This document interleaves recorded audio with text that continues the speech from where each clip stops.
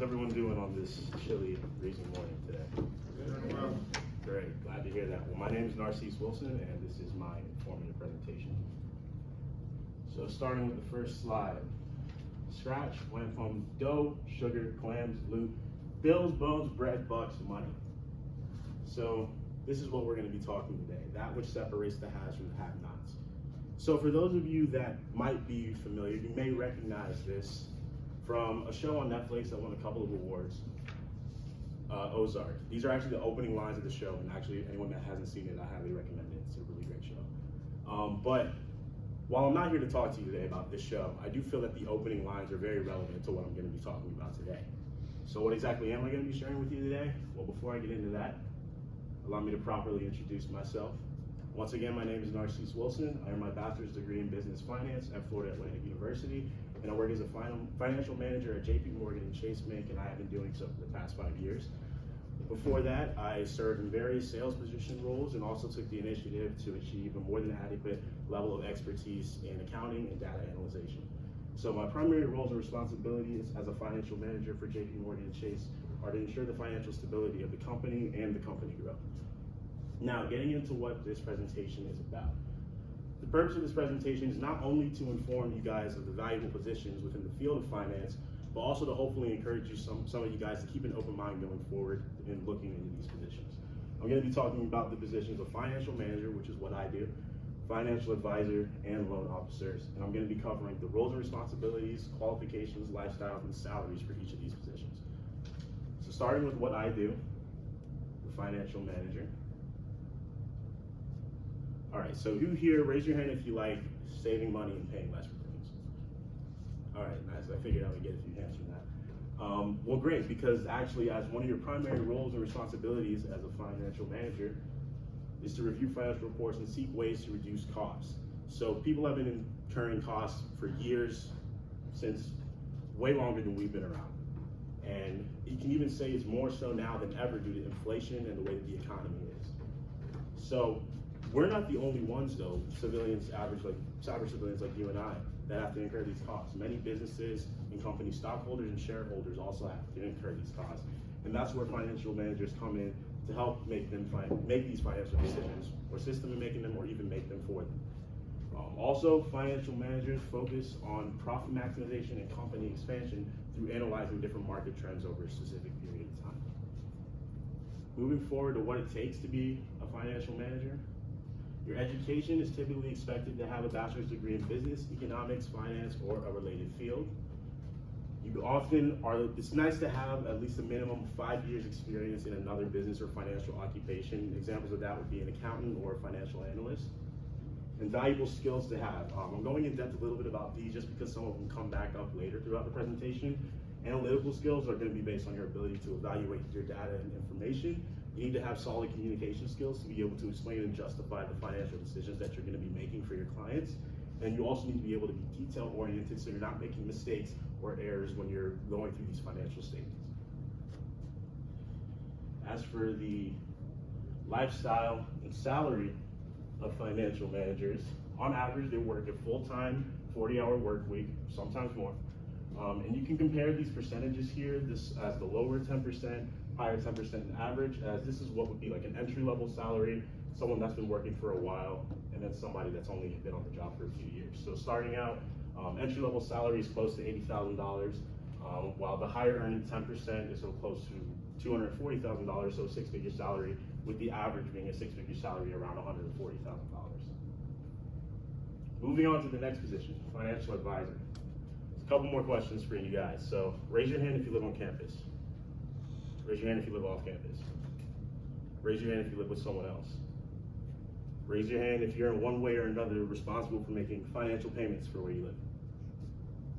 Okay, how many plan to retire one day? How many work a job right now? The thing is, no matter what you may have answered to any of those questions, a lot of you may be finding this next position very relevant in your near futures. So financial advisors. The roles and responsibilities are based on researching and recommending different investment opportunities on the behalf of your client, and you're also expected to meet one-on-one in situations with your clients to discern any of their long-term or short-term financial goals. You also are expected to monitor your client's financial accounts and also help them in making decisions or big life changes to those accounts based on what happens to them. So examples of this would be like retirement or marriage or an education if you were to continue pursuing that. These would be investment things that you would go to a financial advisor for to work and deal with these financial decisions. As for the qualifications of a financial advisor, your education is expected to have a bachelor's degree in business, social science, or mathematics typically. You do receive some on-job training for about a year after you're hired, and having taken courses in investment, taxes, estate planning, and risk management are also very helpful and useful. The common skills that are very valuable to have are going to be your analytical skills, interpersonal skills, your ability to talk one-on-one with people, you have to have meetings with people, speaking skills, and sales skills. As for the lifestyle and salary of financial advisors, once again, we have an average full-time 40-hour work week, and if you guys are starting to notice that a lot of these financial positions have long, extensive work weeks, it's because money doesn't sleep. And the lower earning 10% earn around $46,700 a year, while the higher earning 10%, once again, close to $240,000 a year, leaving the average median around $95,390 a year. The final position that I'm going to be discussing today is going to be the loan officer position. Now, before I actually get into the roles and responsibilities of the loan officer position, I'd like to cover the few different types of loan officers that there are. So we have commercial, consumer, mortgage, loan collectors, and underwriters. And I'm just going to briefly cover each of these. So commercial loan officers, these are often going to be where businesses go to for company expansion or needing for supplies for their businesses. And often these loans are so large that they have to go through multiple banks. So in order to package these loans for these businesses. Consumer loan officers, these are probably more where you guys would be looking towards if you were going to be working with a loan officer. These are going to be your personal preference in different investment opportunities. Like if you have a car or that you're trying to get a car, or if you're once again pursuing education and you need a loan for your education. I'm sure some of you guys are pretty familiar with student loans. But yeah, you would go to a consumer loan officer about those things personal. They're done through smaller banks and credit unions. Mortgage loan officers specialize in real estate and large property buildings. They are responsible for seeking out their clients on their own, which is important to note. Loan collection officers deal with people that have been late on making loans or paying off their loans, and they also work with them to improve their financial credit. And then finally, we have underwriters who specifically specialize in just whether or not a person qualifies for a loan applicant. So now moving into the primary roles and responsibilities of loan officers. It's up to you to contact businesses or people asking them if they need a loan. So you are responsible for reaching out to your clients and generating your own business. It's also your job to obtain, verify, and analyze your applicants' financial information, making sure that they're good and qualified, and then approving loan applications or referring them to management for a decision if there are any complications with someone's application. As for the qualifications of a loan officer, education is typically a bachelor's degree in either business or finance, while your experience is typically nice to have previous work experience with banking, customer service, or different sales positions. They're all very helpful when looking towards this. Training, you do receive some on-job training for a few months after you are hired, and valuable skills to have. I once again listed decision-making, detail-oriented, and interpersonal, but I wanted to include initiative here because it's important that you have the initiative to go out and generate your business on your own and reach out to your clients on your own terms. So mortgage loan officers also must be licensed through completing different pre-licensing courses and taking a national exam. And you also have to submit yourself to background and different credit checks. And once you have a license, you do have to renew it annually every year. As for the lifestyle and salary of loan officers, on average, once again, we have a full-time 40-hour work week with the lower 10% earning around $34,000 to close to $35,000 a year, with the upper 10% earning almost $140,000 a year. This is making the average around $65,000 a year. And it's important to note that for lifestyles, consumer loan officers typically work in more of an office setting, as where mortgage and commercial are more expected to go meet one-on-one with their clients or businesses outside of an office setting.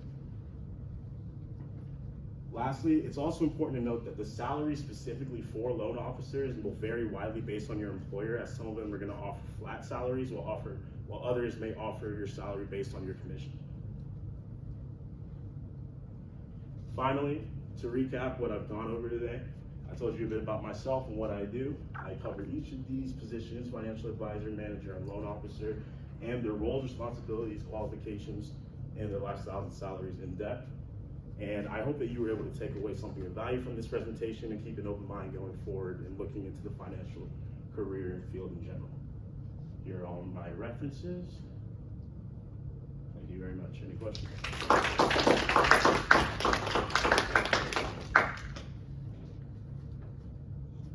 What made you pick JP Morgan? Yes, I've always known JP Morgan and Chase to have a very sort of prestigious career, and like they've always been regarded very highly in the field of finance and banking as one of the top in their profession. So that's what really drew me to them.